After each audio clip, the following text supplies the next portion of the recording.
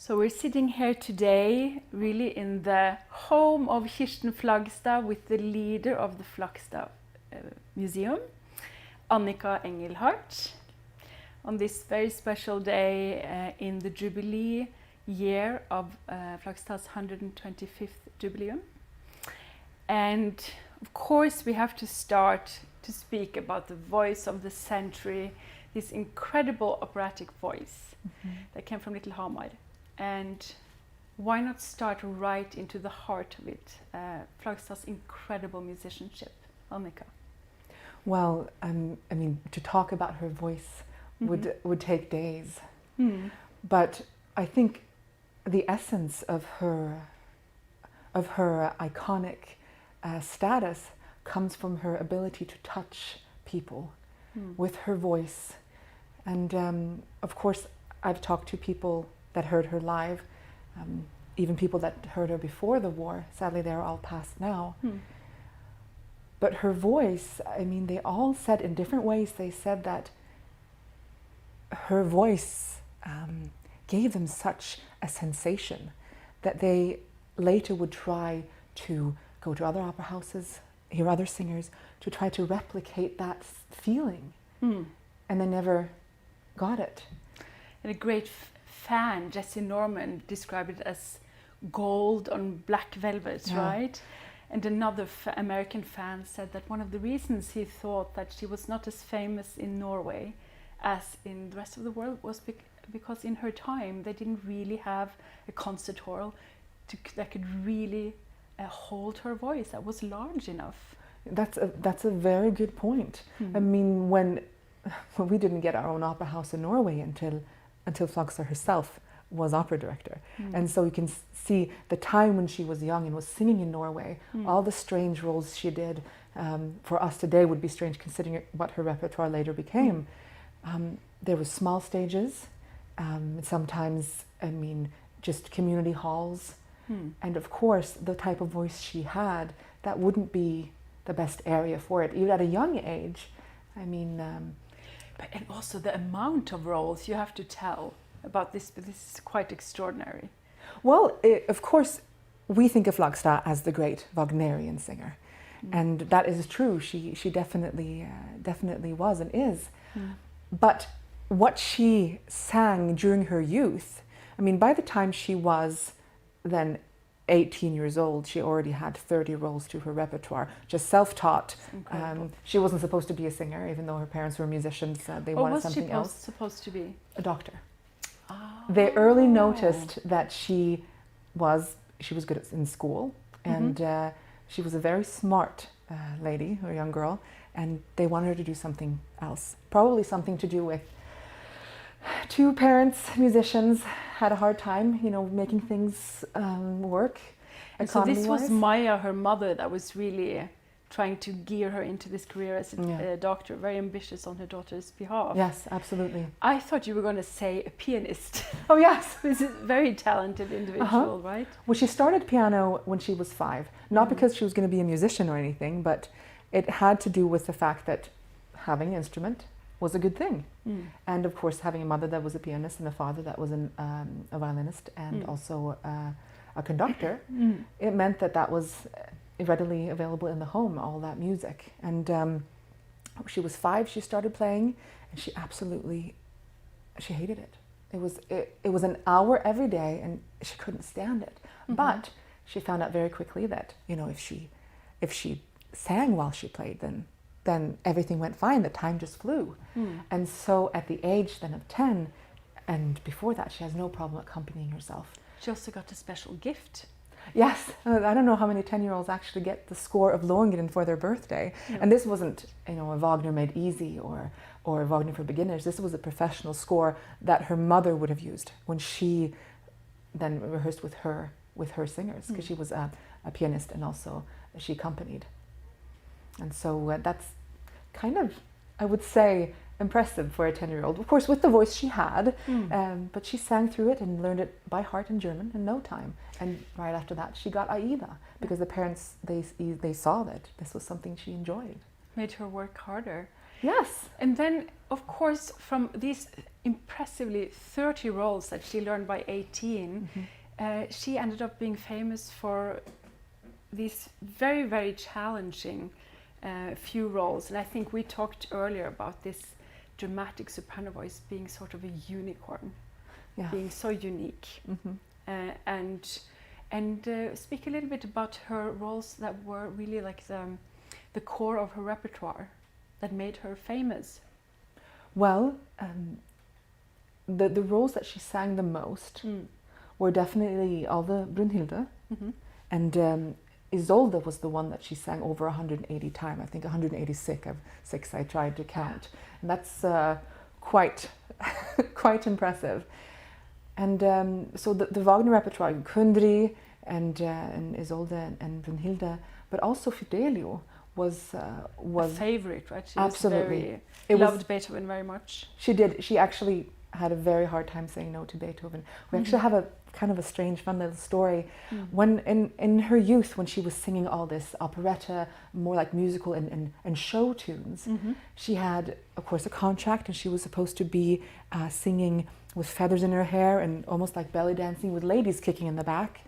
And her contract was set to, so she had to, and she was the big name on the board, but she was asked to sing Beethoven with an orchestra in the University Aula in Oslo, which of course is a prime place for singing. It's beautiful acoustics as absolutely amazing. And she couldn't say no, and so they tried to fix it for her. So she went and sang. I think she started with something called Say It With Music or I Love You. And then she ran downstairs, took off her feathers, ran over to the concert hall, put on a conservative gown, and then sang, and went back to the kicking ladies in the background. Incredible multitasking ability, and going back to also her amazing stamina as a singer. I think you mentioned that she did not do one rehearsal marking it. She would always be in performance shape, always singing full voice, which is quite unusual. It is, and there are so many stories that talk about this. Schulte, the conductor, he said it was so strange because he was never used to singers coming at 10 o'clock and actually being ready to sing. But she was ready, and I mean, when they did their recording together, she was 60, and she was ready to sing at 10 o'clock in perfect voice, in full voice, and so you can see that even at that time, at that age, she still had that strength and stamina and technique. So incredible stamina, discipline, but also great technique she must have had. And I think, how many performances would she have, like at the top?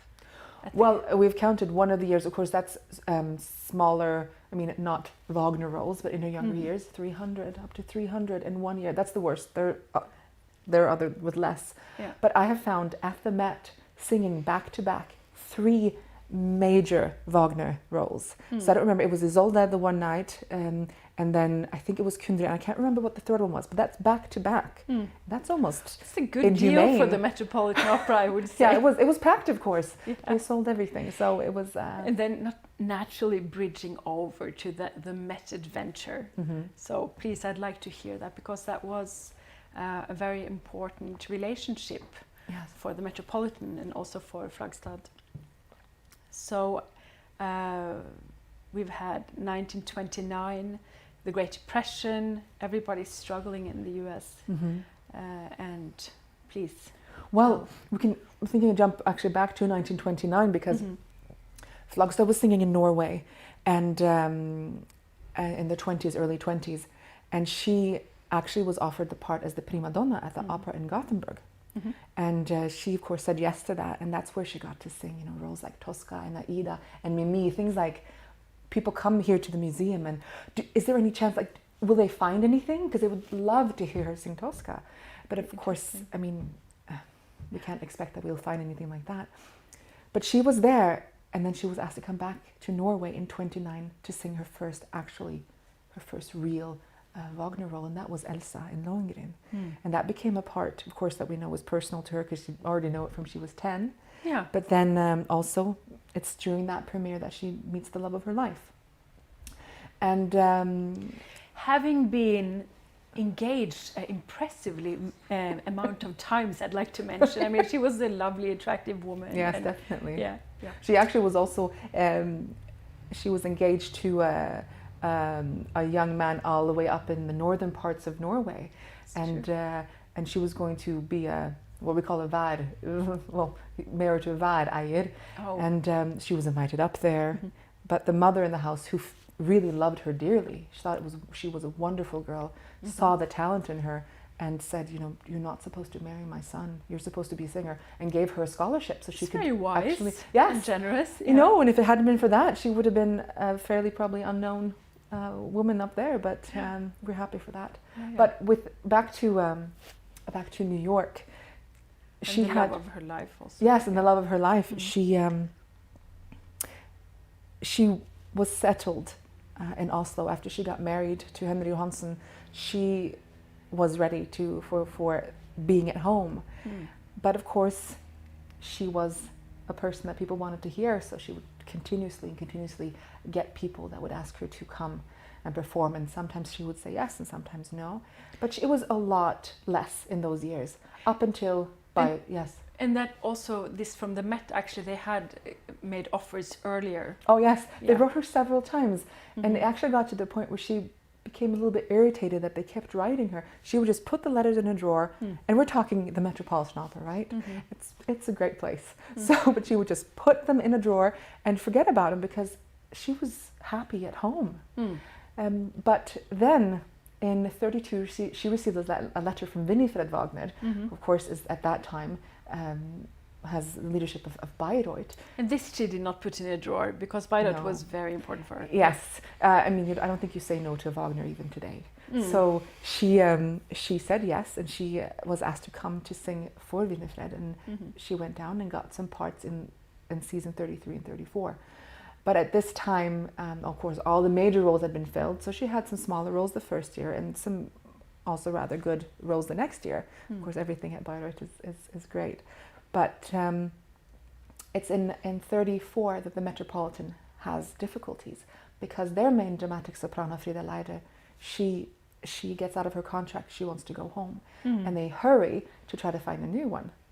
But the thing is, back to the unicorn aspect of the dramatic soprano. It's not something you find behind every No, and Frida Leide was a wonderful dramatic soprano, so it was going to be hard for them to find somebody to replace her. But the main conductor and the director of the opera then go to St. Moritz in Switzerland to have, to hear singers there. And she is already in Germany, so all right, she can go and sing. It's only for half a season, and she, it's just a tiny bit, and she's fine with that. She's going to help them out with being, in a little bit of trouble. And she actually then, she sings for them and gets the job. And we know that these guys, what I say, they wrote a letter back to the Metropolitan where it says, like, we've heard Flagstad and we think it will be fine.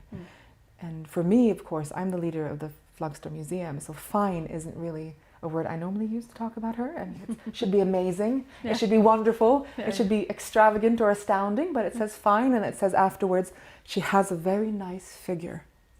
And then she's told by the conductor not to gain any weight and to learn 3 or 4 parts. Can I ask what room she sang in? Well, that's the story that they tried to explain afterwards. Is the fact that at St. Moritz there was no opera house, there was no stage for her. And it was in one of these chalets, and they probably just rolled in a piano, and it was heavily carpeted. And there was, St. Moritz luxury, with drapes and all the things, and it was deadly for sound. Yes. And so they hadn't actually heard her. They hadn't really. They had heard her, of course, and thought she was fine. But they had not fathomed the instrument yet. No, not at all. So. And so she says yes to the part, and then she goes to the Met right at the end of 34, and she's going to sing with the orchestra for the first time. Her debut isn't until February, but the conductor, he of course starts conducting, the orchestra starts playing, and Kirsten starts singing, and he stops, and he throws away his baton, and he runs away. And he ran directly up to the director's office and says, you have to come and listen to this. And then they come running downstairs, and then finally they realize, the unicorn, I mean, they finally realize this is something completely magical. And then they're ready for her debut. Of course, that debut, they couldn't really understand what that actually would mean, not just for Met history, but also for opera history in America in general. Because that I want to really elaborate on, like with the depression, the economical challenges that the Metropolitan Opera was faced with in this period. you were telling me that a lot of people struggled with even buying tickets. Yes. Right. So on the actual debut, like, tell about that. Well, there wasn't that many people, just like it's been since the beginning. And you understand, if you don't know if you have a job, in a couple of weeks, you don't get season tickets. You don't go and hear the Ring and buy Wagner. No, you don't. And so, well, some of us do. Yeah. But it's that kind of, it's the setting of it. And that's why the former director of the archive of the Met said that Flagstad actually is the single most important person in Met history. The single most important, he actually puts her in front of Caruso. I'm not saying that, but that's what he said. Because at the time when they were there, the Met was doing okay, But then the Depression comes and people aren't interested. One, because of the money, of course, and there's so much else to worry about. But people had been continuously putting money in the Met, private funds, of course, from the affluent families of New York, so that there could be something. But they've been doing that for years upon years, and now it was about to stop. They said, this is it. We can't do this anymore. So first act and her role was Sieglinde. And so the hall is half full, or is that an exaggeration? Yeah, it was just... Then what happens? Well, it is a Saturday. And still today, of course, the Met broadcasts on Saturdays are wonderful. And on that time, it was broadcast all over the radio. So everybody in their homes, of course, could see it. I mean, not see it, but listen to it. And as we know, of course, she didn't know anything about who was there and who was not. And after the first act, and there was a line outside the door, and in the intermission, when the doors open, people were allowed to come in. I mean, seating was taken, even standing places. So they heard her on the radio, and then they ran to the house. Amazing. And can you imagine what kind of power? I know still today, I don't know how many times I've told that story, I get chills, because that is the power of the human voice. I mean, that's the type of voice that gets you out of your chair, and you have to travel across town just to make sure that you are there at that moment to experience that. Yeah. It's very powerful. And Geraldine Farad, who was actually there that day and speaking during the intermission, she said that... Also a great... Oh, yes, of course. Yes, great of course. Yeah. A wonderful singer. And it also actually means more coming from her, because she said to everybody listening on the radio, today you've witnessed something extraordinary. Today you've witnessed the birth of a star. And that's what it was. She was a star. And they said that she put the opera, or opera in general, back on the gold standard. And in many ways started what they called then a Wagner Renaissance. Wagner's music became so much more interesting because they had this person, not just vocally, but also even physically. She could be Isolde, she could be a goddess, she could be Brunhilde, And then moving back a little bit to Norway, and you mentioned also she was quite athletic as a type, like in younger years. Yeah. And I mean, that's what we like to think about us Norwegians, always skiing, you know, but in her case, actually, that's what she did. Always in the winter, she would always ski a lot, and her grandfather was actually the first to patent a skate where the shoe was attached, and so the skating sport was very much in the family too, and she was better than all the boys in her neighborhood at ski jumping, not just skiing but ski jumping, and always swam a lot in cold water in the summertime. So she must have been like physically very strong also to help her do these parts. Yes. Well, think about the core muscles you get from that type of training. And of course, from all that singing. Yeah, and also to control the nerves.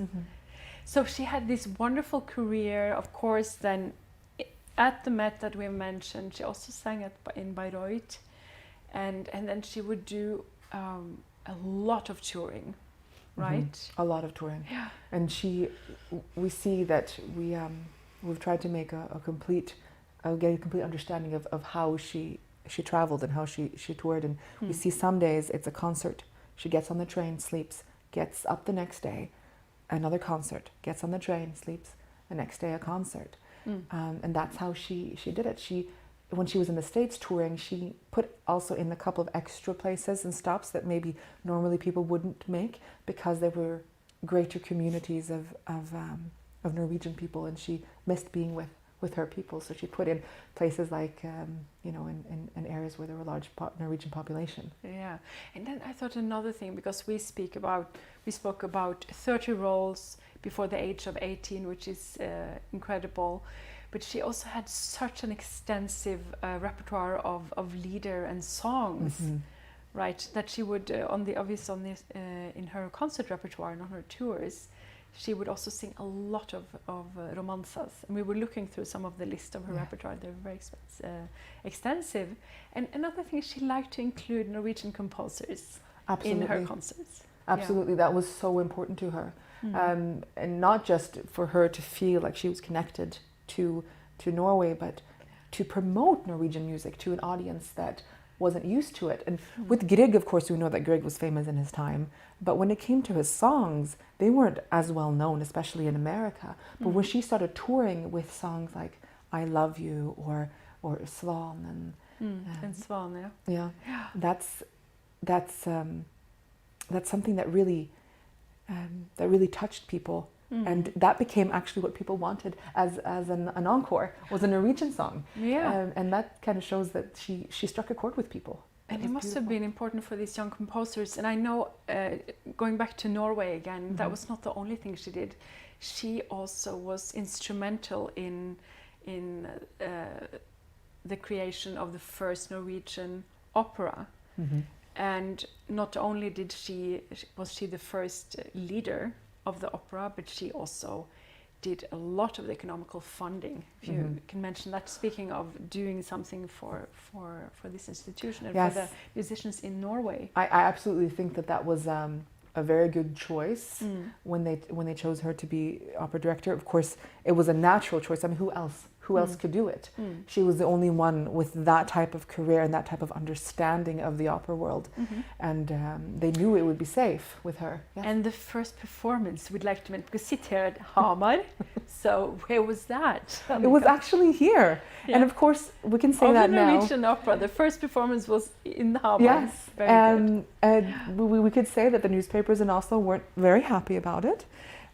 But for her, it was so important to bring the music to the people, and not that sphere should just be a part of a small group. That opportunity to go, for example, of course, traveling distances, although it's the same distance, took a lot longer time, and so she put touring for the opera as a focus. That was a focus, and she said it was for everybody. And so she would tour with the opera and the ballet around Norway. Yes, and we have a clip of her when she talks during the opening of the Norwegian opera, and she said that opera and ballet, that is some of the most easily accessible art, because it has something for everyone. And we normally are kind of taught, hitting down all the people saying that this is elitist art. Yes, it's not. No. And that's what. And I mean, I believe her when she said it. She wanted everybody to have it. And so tours, and that's why she put it here first. It was a ballet performance, and that was symbolic. So ending here now, we're moving in the end of this conversation, towards the end of this conversation, we're drinking this lovely apple juice. We have to mention it's the juice of the festival, because we're here on the first day of this amazing festival that goes digital. We normally have wine, but it's so warm this year. 30 degrees and we're almost melting. Yes, it is very warm. But we got this wonderful apple juice from Solli Gård. But the picture that I wanted to mention is she had a great extensive library, and the picture is from an old Rackham illustration. She had the full illustrated ring. And of course, with Freya and the apples, we thought that was suitable. And so there's a little part of the libretto about the golden apples that grow in her garden. And so, although she never actually sang that role, but she was in the opera. So. And we're sitting here in the Golden Apple in Hamar. And Annika, you've been at this museum for 12 years, and you've been the leader for several years. Yes, time goes so quickly. I don't even know how long. I know, like this conversation. So. Please tell us a little bit about this house, which was the beginning of Flagstad's life, and then we will ease into that to the end of the conversation. Well, you are now with us here in, I guess, kind of the parlor or the living room of the Flagstad family, and I wish that you could see all the beautiful pieces of art that are here all over the museum, but you could see some, I hope. And what we have behind us here are Kirsten herself, of course, and also her siblings. So we have Ola on the cello, and then we have Lasse there, and then Carl Maria under there. And he was a pianist and conductor, and Carl Maria was also a wonderful singer. So we're surrounded by the Flagstad family. They were all musicians. All musicians, although the parents said none of them were supposed to be musicians. You can see what happens. So if you want to have your children be musicians, then make sure you tell them not to. Make sure to tell them to study medicine. Yes. And she was actually born on the second floor. Right up here. Yeah. In that corner where we have a beautiful Eva costume upstairs. Yes, incredible. And the name of the house, locally, we call it Strandstuen, which means the beach cottage. And it is actually the oldest house in this town. So it has two wonderful stories. And this is where she was born. Her father was in the capital, which was called Christiania at that time, and couldn't get any time off just because he was having a child. And her mother was here with then her parents-in-law. And I kind of feel like I should tell that story, although it actually is a bit sad. But they had one child before, but he sadly passed away. But after a while, Maya became pregnant again, and she came here. After the birth, she asks her mother-in-law if she could send a telegram to Mikael, Kirsten's father, to let him know that the birth went okay and you have a healthy new baby. But the mother-in-law said, no, a postcard will suffice. It's only a girl. It's only a girl. What an ending. And this girl is the most incredible voice, incredible unicorn among singers. Annika, thank you so much. We will cheer with this lovely äppelmost, like we say in Norwegian. Cheers. Cheers. And we hope, of course, that when the borders are open again, that all of you want to come and visit the museum. We have people that come here that are avid fans, people that just want to learn a beautiful story. Singers that come here because it's a pilgrimage. That's what Jessie Norman wrote in our guest book when she was here many years ago. She said that this was her pilgrimage. That's beautiful. You can experience her music here and maybe get to know her better. And we hope that maybe you all got to know her a little bit better now. A little bit. And now we will enjoy the rest of this amazing festival. Thank you so much. Thank you.